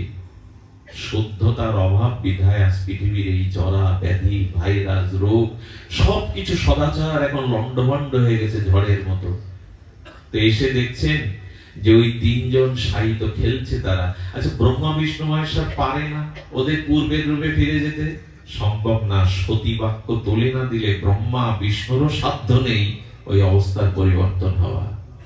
কি আশ্চর্য সতীর মহিমা কীর্তন করা হয়েছে। দেবী অনুসূয়ার কাছে গিয়ে চরণে পড়লেন, মা, তোমার পরীক্ষার জন্য পাঠিয়েছিলাম, আমাদের প্রতিদেবতাকে করুণা করে আমাদের কাছে ফিরিয়ে দাও। আজ পার্বতী, লক্ষ্মী, সরস্বতীও এই জগতে দেবী অনুসূয়ার কাছে এসে চরণে পড়ছেন, মা, প্রতিদেবতাকে ফিরিয়ে দাও। সতীর কি মহামহিমা। মা বললেন, ঠিক আছে পতিদেব, তোমরা তো আমার মেয়ে, আমার সন্তানদের আমি তোমাদের কাছে ফিরিয়ে দিলাম। কিন্তু যখন ব্রহ্মা বিষ্ণু মহেশ্বর যাচ্ছে, বললেন, আচ্ছা 6 মাস যে আমার বুকের দুধ পান করলে, এখানে খেলা করলে, পাড়া প্রতিবেশী মনিরা যদি জিজ্ঞাসা করে তোমার সেই সন্তানটা কোথায়, কি জবাব দেব? এক কাজ করো, তোমরা 3 জন সন্তান হয়ে আমার কোলে এসো। ভগবান শিবের অংশে এলো দুর্বাসা, ভগবান বিষ্ণুর অংশে এলো দত্তাত্রেয় ভগবান, আর ব্রহ্মার বড় ভাই এলেন এক ঋষি স্বরূপ। এই 3 সন্তান দেবী অনুসরণ করে মানুষ হতে লাগলেন। ভগবান ও সতীর কাছে পুত্র হয়ে আসতে চায়, প্রতিপালক হয়ে আসতে চায় সতীর কাছে। এই জন্য আমি আপনাদের নিবেদন করব, বড় বড় মন্দির করছেন, করুন। মন্দিরে সেবা, পূজা, আরাধনা, নিত্য আরাধনার ব্যবস্থা করুন। মন্দির করছেন, করুন, কিন্তু গৃহটাকে মন্দির করুন, গৃহটাকে আশ্রম করুন। গৃহে যদি ধর্ম অনুশীলন না হয়, জাতি বাঁচবে না, এই ধর্ম বাঁচবে না। কারণ 4টি আশ্রম আমাদের: ব্রহ্মচর্য, গারস্থ, বানপ্রস্থ, সন্ন্যাস। এই গারস্থ আশ্রম হলো 3টি আশ্রমের জননী। গারস্থ আশ্রম না বাঁচবে, সন্ন্যাস আশ্রম বাঁচবে না। এত মহাপুরুষ কোথা থেকে এলো? আশ্রম থেকে, গৃহ থেকে এসেছে মহামানবরা। আজকে সিদ্ধ বিজয় কৃষ্ণ গোস্বামী, তিনিও কোন মায়ের কোল আশ্রয় করে এসেছিলেন। এই জন্য গৃহটা যদি ভজন অনুগামী, পুরুষ যদি ধর্ম অভিমুখী হয়, নারীরা যদি সতী সাধ্যি পরায়ণা হয়, ওই গৃহে যদি নিত্য নিরন্তর ভগবানের উপাসনা, ভগবত আরাধনা হয়, ওইখানে আশ্রম রূপে নেমে আসবে মহাপুরুষগণ। আগামী দিনের সোনালী স্বপ্ন দেখাবে এই সনাতনী সন্তানরা। আমাকে প্রায় মাঝে মাঝে বলেন, মঙ্গলজি, আপনি যে অনিয়ম করে রাত দিন চলছেন, আপনি আপনার জায়গায় কাউকে রেখে যেতে পারছেন তো? কাউকে গড়ে যেতে পারছেন তো? যারা যাচ্ছে তাদের পরে যারা আসছে তাদের মতো পাচ্ছি না। পুরাতনকে পাচ্ছেন কি? যারা চলে গেছে তাদের আর আমরা পাচ্ছি না। পাচ্ছি না এই কারণে পাওয়া সম্ভব, পাচ্ছি না এই কারণে আমাদের সংস্কার নাই, আমাদের অনুশীলন নাই। এই জন্য মহাপ্রভু বারবার সতর্ক করেছেন, ছাড়িয়ে অনাচার করো কৃষ্ণের সংসার। সংসারটা কৃষ্ণের করো, মায়ার করো না, ভোগের করো না। ছাড়িয়ে অনাচার করো কৃষ্ণের। যেখানে হরিনাম হয় না, সাধুগুরু বৈষ্ণবের চরণ ধুলি পড়ে না, যেখানে ঘন্টা কাসর সকাল সন্ধ্যা বাজালে কি হয় জানেন? ঝাঁজ, খোল, করতাল, এই দিব্য ধ্বনিতে ওখানে অভিশাপ পৌঁছাতে পারে না, কোন অপবিত্রতা সেখানে পৌঁছাতে পারে। এই শব্দগুলোর একটা মহা কল্যাণকর দিক আছে। করতাল, মৃদঙ্গ, ঝাঁজ, খোল এগুলো বাজালে না, এই পবিত্র ধ্বনির ভাইব্রেশনের দ্বারা ওখানে সমস্ত অমঙ্গল দূর হয়।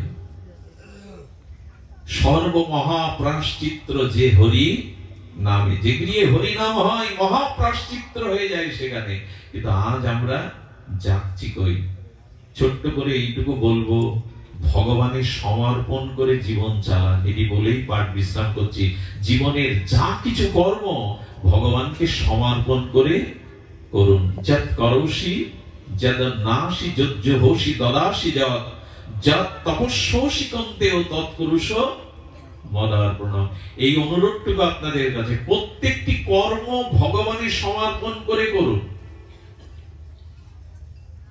আপনি লক্ষ্য করবেন আমাদের সর্বকার্যেষু মাধবম, এটাই বলেছে উপনিষদ বেদ, সর্বে কার্যেষু সর্বকার্যেষু মাধবম। ভগবানকে সমর্পণ করে কর্ম করো। বিশ্বদেব অর্জুনকে অস্ত্র পূজা করতে বলছেন। বলে গুরুদেব অস্ত্র পূজা কেন?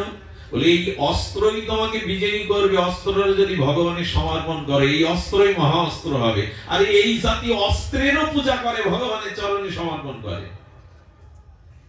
এই জাতি আগে মাঠে ফসল ফলানোর জন্য মাঠে হাল চাষ করতে গেলেও মাটিটাকে বন্দনা করে নিত, স্মরণ করে নিয়ে হাল চাষ করত। আরে এখনো কোন কুস্তিবীর কুস্তি খেলতে গেলে মাটিটাকে প্রণাম করে, ফুটবল প্লেয়ার পর্যন্ত মাটিটাকে প্রণাম করে মাঠে ঢোকে। এর কারণ কি? তোমাকে স্মরণ করলে, তোমাকে সমর্পণ করলে সেই কাজে বিজয় আসে, কল্যাণ আসে। ব্রহ্মার্পণং ব্রহ্ম হবি ব্রহ্মান্ন ব্রহ্মায়ন হুতম ব্রহ্মৈবস্তেন গন্তব্যং ব্রহ্ম কর্ম সমাধিন। সবকিছু ব্রহ্মময়, তাই ব্রহ্মে সমর্পণ করে সব কাজ করো। তুমি যা কিছু খাও, যা কিছু আহার করো, যা কিছু যজ্ঞ করো, যা কিছু করো আমাকে সমর্পণ করে করো। আরে জলে হাত দিতে গিয়ে হিন্দু গঙ্গে যমুনাশ্চৈব গোদাবরী সরস্বতী সিন্ধু নর্মদা জলাশ্মি সন্ধিদেন করো। সকালে উদ্দীপ্ত লাল জবা কুসুম সূর্যকে দেখে তারা প্রণাম করে। জবা কুসুম শঙ্কাশং কাশ্যপেয়ং মহাদ্যুতিম। তারা অন্ন মুখে নেওয়ার সময় ভগবানকে সমর্পণ করে প্রসাদ গোবিন্দে নাম ব্রহ্মণে বৈষ্ণবে অন্নটাও নেয়। কি করে না? হিন্দুর আদর্শ ছিল সকাল থেকে রাত পর্যন্ত যে কর্মই করবে ওই কর্মটা যজ্ঞে রূপান্তরিত হবে যদি ভগবানকে অর্পণ করে করো, অর্পণ করে করো। লোহার দোকানদার ওই চর্মকার টানতে গেলেও ভগবানের নাম করে টানে। আরে দোকানদাররা দোকানের তালা খুলতে গেলেও প্রণাম করে তালা খোলে। হিন্দুর সমস্ত জীবন কর্মজীবন ভগবানের সমর্পিত। যদি ভগবানকে অর্পণ করে নিজের জীবনটা করতে পারেন, ওটাই যজ্ঞ, ওটাই তপস্যা। এই জন্য মহাপ্রভু বললেন আমাদের খাইতে শুইতে ভগবানের নামটা রাখুন, আর প্রত্যেকটি কাজ ভগবানে সমর্পণ করুন। সেটা ঘুমাতে যাওয়ার সময়ও এবং জাগরণের সময়ও, স্নানের সময়, আহার করার সময় দেখুন সর্বকার্যে মাধবকে মিশিয়ে নিন, সর্বকার্যে ভগবানকে সমর্পণ করে করুন। তাহলে সেই কর্ম সম্পূর্ণ নির্দোষ, ফলদানে সমর্থ হয়ে আত্মকল্যাণ করবে। তাই আসুন আমাদের জীবন, আমাদের সর্বস্ব সমর্পিত হোক, ভগবানে অর্পিত হোক। আমরা সূচনা করেছিলাম ভূমিকাতে শ্রী গুরু কৃপা নিয়ে। তো সদ্গুরুর কৃপা, মহতের কৃপা এছাড়া আমাদের জীবনে প্রকৃত কল্যাণ, প্রকৃত মঙ্গল, প্রকৃত আধ্যাত্মিক চেতনা আসতে পারে না। শ্রীগুরুর ছোট্ট একটা মহিমা 2 মিনিটে বলেই বিশ্রাম রাখি। এই মহাপুরুষের চরণে আমাদের কথাঞ্জলি, পুষ্পাঞ্জলি সমর্পণ করে একবার শ্যামাচরণ লাহিড়ী, এই যোগীরাজ, তিনি বর্ধমানে ডেনামাইট দিয়ে বড় পাহাড় ভাঙছিলেন। তার আন্ডারে অন্তত 100-200 কর্মচারী কাজ করছে। কিন্তু ওই ভগ্ন পাহাড়ের বিপরীত দিকে একটা গুরু গম্ভীর মধুর কণ্ঠস্বর ভেসে আসছে, দুর্গা এদিকে আয়, দুর্গা এদিকে আয়। উনি বলছেন, এখানে আমাকে নাম ধরে ডাকবার মতো পরিচিত কেউ নেই, আর কে আমার নাম ধরে ডাকবে? ওই মধুর কণ্ঠধ্বনি অনুসরণ করতে করতে এগিয়ে গেলেন দুর্গাপ্রসন্ন ভট্টাচার্য, বিখ্যাত যোগীরাজ। তিনি এগিয়ে গেলেন, এগিয়ে দেখছেন এক গুহার মধ্যে থেকে গুরু গম্ভীর সেই শব্দধ্বনি ভেসে আসছে, দুর্গা পাথরটা সরিয়ে, প্রবেশ পথ থেকে পাথর সরিয়ে ভেতরে এসো। উনি ভেতরে গিয়ে দেখলেন জটাজুটোধারী এক মহান তপস্বী আচার্য আসনে বসে আছেন। সম্মুখে আর একটা শূন্য আসন, সম্মুখে আর একটা শূন্য আসন। বলেন, কে আপনি? আমার নাম ধরে বা কেন ডাকছেন? বলে, দুর্গা আমাকে চিনতে পারলি না? ওই আসনটি তোর, ওইখানে বস। কে দুর্গা? কার আসন? কি বলছেন আপনি? বলে, আমাকে স্পর্শ কর। যেই স্পর্শ করেছে, স্পর্শ অনুভূতির দ্বারা উনি পূর্বজন্মের স্মৃতি দেখলেন যে গুরুদেব এবং উনি এখানেই বসে তপস্যা করছিলেন। মহাকাল মৃত্যু এসে গুরুদেবের কাছ থেকে এই শিষ্যকে ছিনিয়ে নিয়ে যায় মৃত্যু। গুরুদেব আজও বসে আছে ওইখানে, ওই আসন পেতে আবার আসবি, আবার তোকে পূর্ণ কৃপা দিয়ে ভগবত চরণে পৌঁছে দেব, তবেই আমার স্মৃতি। এই হলো শ্রী গুরুদেব। আমার উদ্ধার না হওয়া পর্যন্ত তিনি নিজেও আমার জন্য প্রতীক্ষা করবেন, অপেক্ষা করবেন। একজন চরণাশ্রিত শিষ্য যতদিন ভগবত কৃপা না পাবে, ততদিন তিনি আমার জন্য অপেক্ষা করবেন। এই হলো গুরু তত্ত্ব, এই হলো শ্রী গুরু মহিমা। বংশীদাস আমাদের নবদ্বীপে বংশী সেবা করেছে গুরুদেবের সারা জীবন। নবদ্বীপে বন্যা, খাটের উপরে গুরুদেবকে রেখে, খাটের উপরে সিদ্ধ করে গুরুদেবকে খাইয়েছেন। মাজা সমান, গলা সমান পিপাসার জল, শুদ্ধ জল আনতে নগরে চলে যান। আস্তে আস্তে ম্যালেরিয়া হলো, শ্বাস উঠলো, বৃত্ত কবলিত হয়ে বংশী পড়ে আছে। গুরুদেব বললে, কি রে বংশী, ওঠ, আমার জন্য ভোগ লাগা, প্রসাদ কর। আর কথা বলতে পারছে না। সামনে সেই বৃত্ত তাকে আহ্বান করছে মনুষ্য, বলে, বংশী তুই আমায় ফেলে যেতে পারিস না, এত সেবা করেছিস বংশী, তুই চলে গেলে কে দেখবে আমায়? কথা বলতে পারছে না। গুরুদেব জপের মালা মাথায় ধরে বলছেন, জমের সাধ্য নাই তোকে আমার কাছ থেকে নিয়ে যাবে। গুরু সেবা করেছিস, আমার সেবা করেছিস, জমেরও সাধ্য নাই আমার কাছ থেকে নিয়ে যাবে। আয়, ওঠ, ভোগ রান্না কর। মালা ছুঁয়ে দিলে বংশী উঠে দিব্য সুস্থ হয়ে গুরুদেবের সেবায় গেল। পারেন নাকি গুরুদেব? তাই আসুন গুরুচরণ আশ্রয় পূর্বক সদ্গুরুদেবের চরণে শরণ মনন নিয়ে জীবনটাকে সমর্পিত জীবন করি, ভগবানে অর্পণ করি। ধন্য হোক আপনাদের আজকের এই অনুষ্ঠান, ধন্য হোক আজকের এই মাঙ্গলিক আয়োজন। সবার প্রতি প্রণাম জানিয়ে, সবার প্রতি ভগবানের